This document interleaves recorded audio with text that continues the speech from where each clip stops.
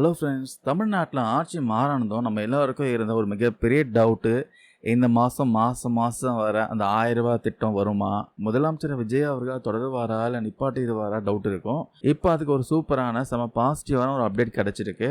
ஆமாங்க, முந்தைய அரசோட திட்டமாக இருந்தாலும் மக்கள் நலன் தான் முக்கியம்ன்ட்டு முதலமைச்சர் விஜய் அவர்கள் அதிரடி காட்டியிருக்காரு. பல பேருக்கு பணம் பார்த்தீங்கன்னா பேங்க் அக்கௌண்ட்டில் வர வச்சுருக்காங்க.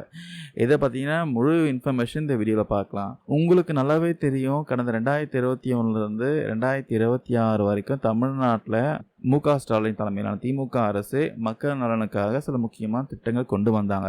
குறிப்பாக கவர்மெண்ட் ஸ்கூலில் படிச்சுட்டு காலேஜுக்கு போகிற மாணவ மாணவிகளுக்கு புதுமை பெண் தமிழ் புதல்வன் திட்டத்தின் கீழே மாதம் ரூ. 1000 உதவித்தொகை கொடுத்தாங்க. அதே மாதிரி குடும்ப தலைவிகளுக்கும் மகளிர் உரிமை தொகை திட்டத்தின் கீழே மாதம் ரூ. 1000 கொடுத்துட்டு இருந்தாங்க. இப்போ முதல்வர் விஜய் தலைமையில் புதிய தாவேக ஆட்சி அமைஞ்சதுக்கு அப்புறமா இந்த ரூ. 1000 திட்டங்கள் எல்லாம் தொடங்குமான்ட்டு ஒரு பெரிய எதிர்பார்ப்பும் குழப்பமும் மக்கள்கிட்ட இருந்துச்சு. நேற்று சட்டசபையில் இது விஷயமா ஒரு சுவாரஸ்யமான விவாதமும் நடந்துச்சு.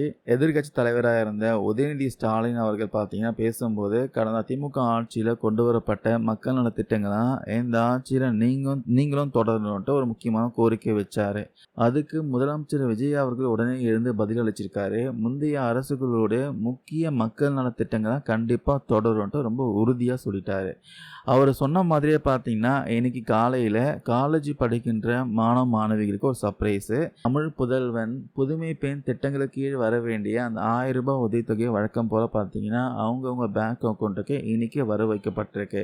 ஸ்டூடெண்ட்ஸோட படிப்புக்கு எந்த தடையும் வரக்கூடாதுன்ட்டு தாவேக அரசு ரொம்ப ஸ்பீடாக செயல்பட்டிருக்காங்க. சரி, காலேஜ் ஸ்டூடெண்ட்ஸ்க்கெலாம் பணம் வந்தாச்சு. இப்போ குடும்ப தலைவிகளுக்கு மே 15 வர வேண்டிய ரூ. 1000 உரிமை தொகை வருமா வராதான்ட்டு பல பெண்கள் பார்த்தீங்கன்னா எதிர்பார்த்து காத்துட்டு இருந்தாங்க. அவங்களுக்கான டவுட்டையும் பார்த்தீங்கன்னா முதலமைச்சர் விஜய் அவர்கள் இப்போ கிளியர் பண்ணிட்டாரு. அவர் வெளியிட்டுள்ள அதிகாரப்பூர்வ அறிக்கையில் என்ன சொல்லியிருக்காருன்னா, பெண்களுக்கு மாதந்தோறும் ரூ. 1000 கொடுக்கின்ற இந்த உரிமை தொகை திட்டத்தை மறுசீரமைப்பு ரீஸ்ட்ரக்சர் செய்ய அரசுக்கு கொஞ்சம் கால அவகாசம் தேவைப்படுது. ஆனாலும் மே மாதத்துக்கான உரிமை தொகை சீக்கிரமாகவே பயனாளிகளுடைய பேங்க் அக்கௌண்ட்டுக்கு நேரடியாக வர வைக்கப்படும்ட்டு ரொம்ப தெளிவாக சொல்லியிருக்காரு. அதாவது திட்டத்தில் சில மாற்றங்கள் செஞ்சாலும் இந்த மாதத்துக்கான பணம் கண்டிப்பாக வந்துடும் உறுதியாக சொல்லியிருக்காரு. அதுக்கப்புறம் அவர் தேர்தல் வாக்குறுதியாக கொடுத்த மாதம் ரூ. 2500 மகளிர் உரிமை தொகையை பார்த்தீங்கன்னா இதே விஷயமா சீக்கிரமாகவே ஆலோசனை பண்ணி மகளிர் உரிமை தொகை திட்டத்துக்கான அந்த அமௌண்ட் பார்த்தீங்கன்னா உயர்த்தி வழங்கப்படும் பேசியிருக்காரு. ஸோ மக்களை யார் இந்த திட்டம் கொண்டு வந்தாங்கன்றது முக்கியம் இல்லை, அது மக்களுக்கு கரெக்டாக பயனடைதா அதுதான் முக்கியம்ன்ட்டு முதலமைச்சர் விஜய் பார்த்தீங்கன்னா நிரூபிச்சிருக்காரு. முதலமைச்சர் விஜயோட இந்த அதிரடி முடிவை பற்றி நீங்கள் என்ன நினைக்கிறீங்க? இந்த மறுசீரமைப்பு மூலமாக விடுபட்ட பல பெண்களுக்கும் இந்த ரூ. 1000 கிடைக்குமா? உங்கள் கருத்துக்களை மறக்காமல் கீழே கமெண்ட்ஸில் பதிவு பண்ணுங்கள்.